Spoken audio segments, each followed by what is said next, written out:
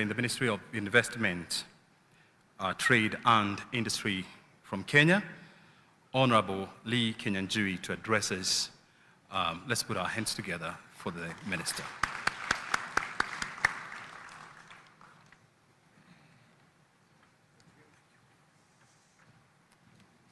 Thank you.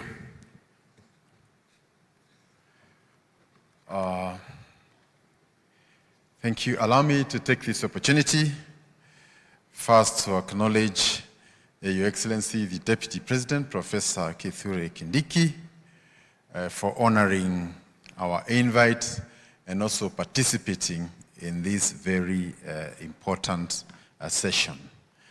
We acknowledge that the business forum is a critical component of the Comesa, because as government, we may have the best policies, but at the end of the day, we need the business people and the associations to make the connections and to make the region work. So we really want to salute you for making time to open this session.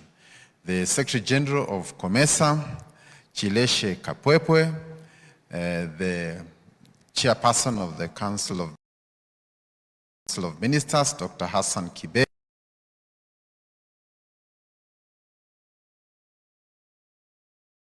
representatives from the private sector, and the Chairperson of the Council of Business, Mr. James Chimwanza, upon whom I want to borrow all the protocols that you observed. I think his was the most extensive one.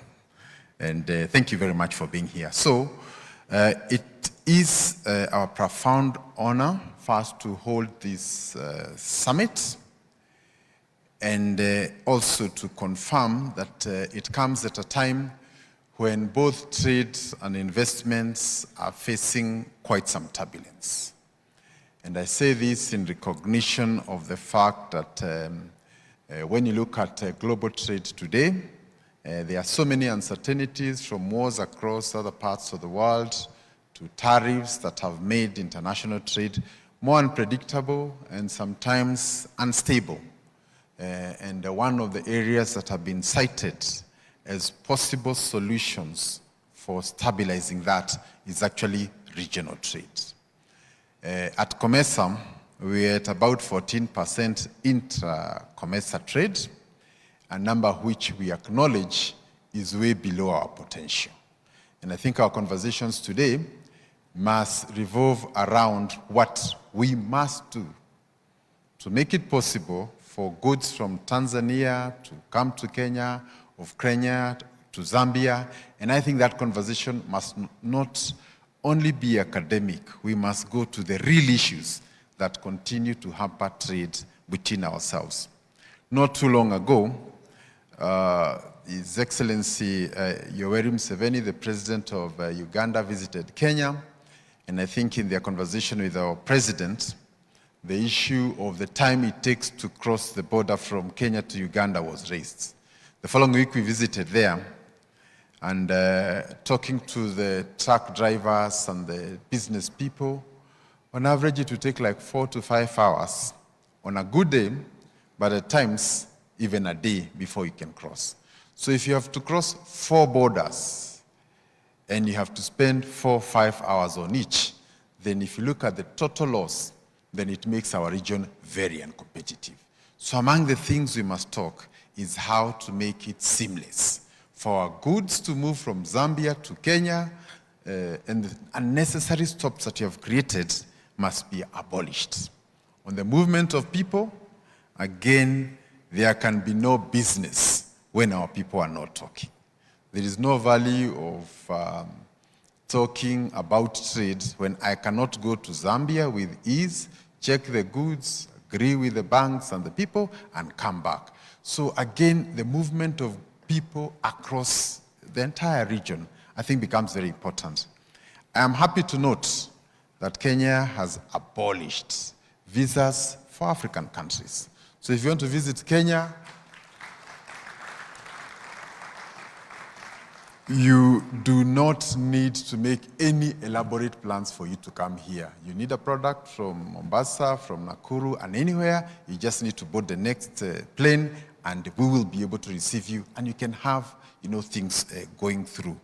So I think as a person in charge of trade, I really want to emphasize on the issue of movement of people and goods, because when these two are not there, it doesn't matter what else we are going to input. And I think much must be done to open those areas. I also note that the theme of this year is leveraging on digitization to deepen regional value chains for sustainable and inclusive growth. Again here, we are happy as Kenya that we have made significant inroads in the area of digital penetration. Almost every major town in Kenya, we have been able to connect with fiber, which means a farmer can be able to produce a product, put it online, put a photo, put everything, and that way we can be able to trade. And because trade is now becoming more digital than physical, then the issue of ensuring that we have digital connection across the whole country, and by extension also in other parts of the Comesa, becomes important. And I also want to add that beyond the infrastructure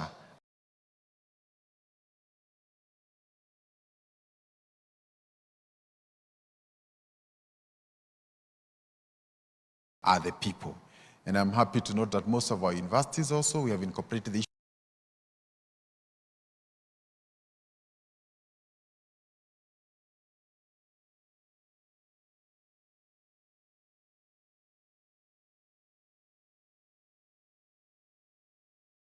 is actually now going regional in Tanzania, Uganda, and most of these other countries. And I think this is really can be adopted. And since M-Pesa is working even globally, I see M-Pesa as a solution for many of the things that you're trying to do. And I think some of these issues, if they're replicated at the continental level, we can all work towards making it a better place for all of us. Allow me also to quickly mention on the issue of the horticultural event we had yesterday. Kenya is a major player in the area of horticulture and flower, and we had very live conversations yesterday. Still, a lot needs to be done. We have talked about post-harvest losses. We have talked about cold storage. So if you're moving a perishable commodity across the border and you're spending 5 hours, there's no cold facility, then the post-harvest becomes a major issue. And I think one of the areas that we must really invest in is the infrastructure in cold storage, both in our airports, in our ports, in all our big towns, so that when you're thinking of any of these commodities that fall within the perishable category, you have networks that can allow us to work across that entire space. Lastly, is also to note that within the Comesa region, we have nearly 600 million people. If you look at that number and you compare with other continents or subcontinents, you will realize it's bigger than even the entire US market. But the problem is we probably have not seen the full potential that lies with that kind of a market. And as we improve trade, also allow me to say that areas like tourism, if you look at what percentage of tourists within the Comesa say visit Kenya, the number is in the single digits. Yet, we will all plan our journeys, maybe on holiday sometimes, to capitals far away from where we are, in places of temperatures sometimes -10, over 40, and leave a Mombasa beach that is an attraction to the whole world. Leave a Masai Mara that is a world heritage site. So, and I can say that of Victoria Falls in Zambia, and I think all those places that we can do. So I think it's time for Africa and Comesa to think local, to think regional, and together we can move. Thank you, and may God bless you.